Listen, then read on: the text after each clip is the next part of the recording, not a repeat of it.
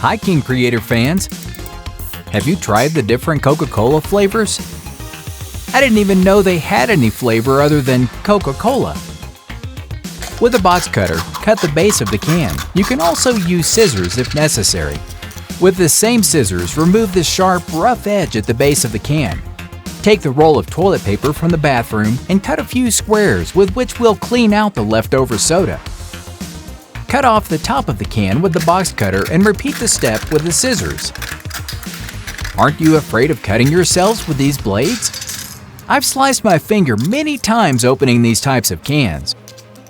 Don't forget to clean it off at the end. Once we have both parts, proceed to prepare the body of the can.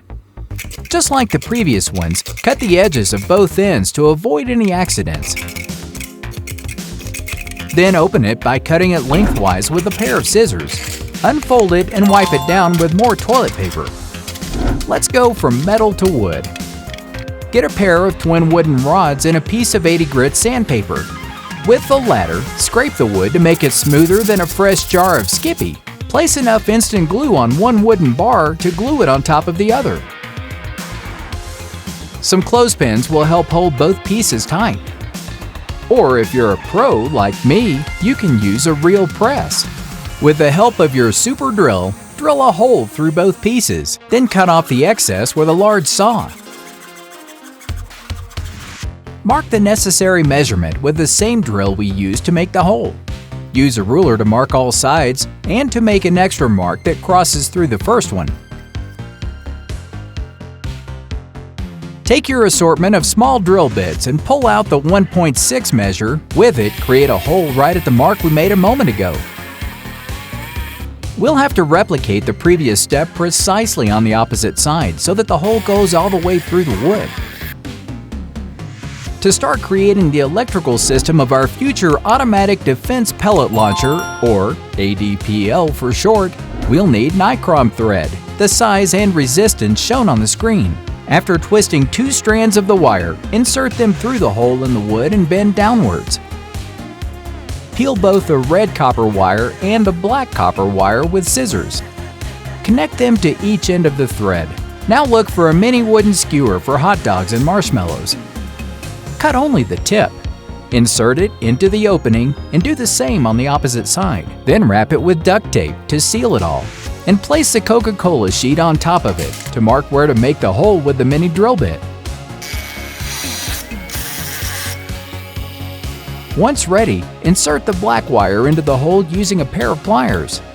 Mold the aluminum sheet around the wooden rectangle so that it acquires the proper shape. Cut off the excess with scissors and glue down the entire sheet, remembering to leave the red wire protruding from the bottom. Keep pressure on it while the glue dries to hold it in place. Add glue to the center of both wheels and stick them near the end where the red wire sticks out. Do the same with the battery. Everything is taking shape. There are only a few steps left. From your professional electrical kit, take a pair of snap-on cables and a button that an evil villain would use. You already know the process, so I'll magically skip it. To make everything more organized, glue the switch to the battery and connect the clasp. We're not done yet. Cars need fuel to move. Like you need food to carry on with your everyday life, our launcher needs its magic matchstick powder to get going.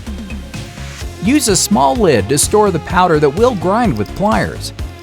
You can also use a wooden stick to crush it better. Put the powder into a sheet and empty that into the hole. Give it a few taps to help settle everything down to the bottom and place a small piece of paper on top, followed by a pellet. Now cover your ears. Let's see it in slow motion. What power! See how the smoke slowly dissipates? Who wouldn't like to have their own troop of pellet launchers? The following hack will shine even in the darkest of nights. But first, we need to make sure we give it batteries. Insert the necessary batteries into the flashlight and test it to make sure it turns on. Then, take a balloon, preferably a light-colored one, and inflate it to its maximum capacity. In high school, I had a friend who had a phobia of balloons. Well, more like a phobia of an evil balloon popping in their face, but she still ran away every time she saw one. Glue the balloon to the lantern and then the whole thing to an object that serves as a base. You can use a roll of Scotch tape like us if you don't have anything else. And that's it. With this, there's no need to buy a lamp at the department store. Just turn on your nightlight and write those love letters to the person you're secretly in love with. Do you guys have a girlfriend or boyfriend? I'm going to send this envelope to my best friend. The like button. Perfect. Good night. Not so fast. This isn't over yet. We'll simply stop for a moment to refresh ourselves. After you've had a well-deserved sugary beverage, clean the can well.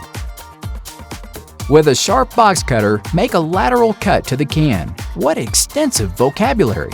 Then use scissors to cut that annoying edge that remains on both pieces to avoid accidents during the process. Proceed to cut small slits around the top of the can and join both parts together. Can you imagine if they sold cans of this size? How many milliliters would they be? Use instant glue to secure the two pieces and several rounds of tape to be sure nothing slips out of place. Remember, a cautious inventor is worth two. Cover the hole at the top with a small piece of duct tape and then secure it with more glue.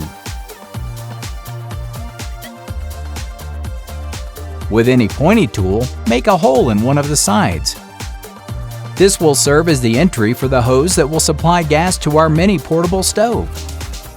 Insert the hose and seal it with lots and lots of glue. A few pieces of industrial tape may also help to prevent leaks, which may singe your eyelashes. We'll need to make a few more holes in the base of our stove, but this time much smaller. Get several disposable syringes from a nearby physician and remove the needles. We'll need 4 of them. Remove the lids and glue them over the holes we just made with a squirt of glue. Needless to say, be careful where you leave it when you finish using it. The liquid inside the lighter is the ideal fuel to light the stove. Take a rubber band and place it on a lighter by the switch. Generate a slight pressure which will begin to release the fuel in gaseous form. Connect the other end of the hose to the lighter nozzle and secure it with glue. All we need to do is to bring a flame close to the gas outlets to ignite them. Come to think of it, this could also be an excellent candle for when the power goes out at home. To start cooking, open a package of hot dogs and skewer them. Tasty! Would anyone like a grilled hot dog? This could take a while. You could also make a miniature food that was popular a while ago, but since there's no grill, you'll have to hold it in place with some tongs. I'm craving mini Chinese noodles. These inventions bring out the foodie in me. I think I burned the pot a little. Thanks for watching our inventions made out of household items today. Follow my channel if you'd like to learn more about making simple yet incredible inventions. Also, click on the link to see more videos about my amazing inventions. Click on the link to subscribe to my channel so that you don't miss any of my videos. Thank you so much for watching this tutorial. Until next time,